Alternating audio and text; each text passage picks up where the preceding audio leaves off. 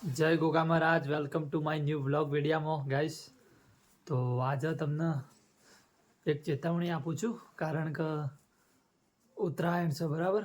તો હું તો એવું જ કહું છું કે 8 વાગ્યા પછી પતંગ ચગાવજો અને 5 વાગ્યા મોરી બંધ કરી નાખજો, કારણ કે નાના મોટા પંખીઓના માળા, પોતાનું પક્ષી, પોતાની મમ્મી અને પપ્પા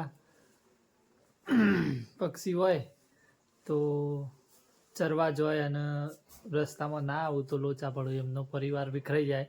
એના કારણે 8 વાગે ચાલુ કરજો અને 5 વાગે બંધ કરી નાખજો. અને ચાઇના દોરીનો ઉપયોગ ના કરતા ગાઈસ, કારણ કે ચાઇના દોરી વધારે પક્ષીને અસર કરે છે. અને મળે એટલું તમે દોણા નાખજો, મુઠ્ઠી ભરીને દોણા નાખજો અને કૂતરોને એવું ખીચડો ખવડાવજો ગાઈસ. એવું હોય તો થોડું પોસી વાળા જેવો તો કૂતરોને થોડા લાડવા લઈને પોકી વળાતું હોય તો પછી લાડવા એ બનાવજો. પછી અમે તો નાખવાના જ અમે તો નાખવાના જ છીએ, અમે તો પૂન કરવાના જ છીએ. પણ આ તો તમને કહું છું, કારણ કે ચાઇના દોરીનો તો ઉપયોગ કરતા જ નહીં, કારણ કે બહુ પક્ષીઓ મરેલો પડે છે. અને ખાસ કરીને આપણા ઉપર આવી વાત, કારણ કે બાઇક લઈને જતા હોય તો આગળ પેલી દંડી લગાવવાની આવે છે, ફક્ત 60 રૂપિયાની આવે છે. 60 રૂપિયામાં તો તમારો પરિવાર બચી જાય, કારણ કે આપણે ચોક નીકળ્યા હોય બાઇક લઈ અને દંડી ના હોય ને અચ્ચુબંધની દોરી આવી જાય તો આપણું ગળું કપાઈ જાય છે.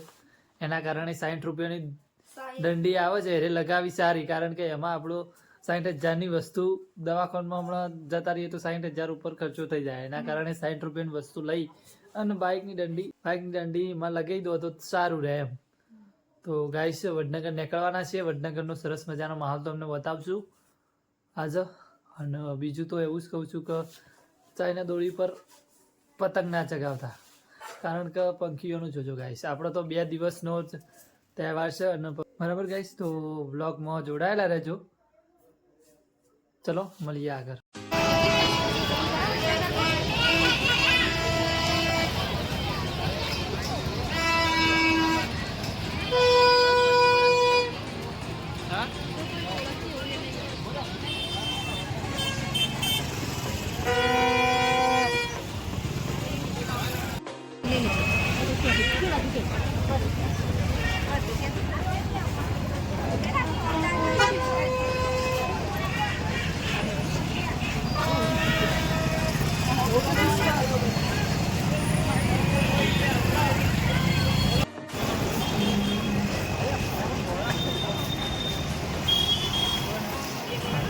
બ્લોગ પૂર્ણ કરીએ છીએ, તો સપોર્ટ કરજો.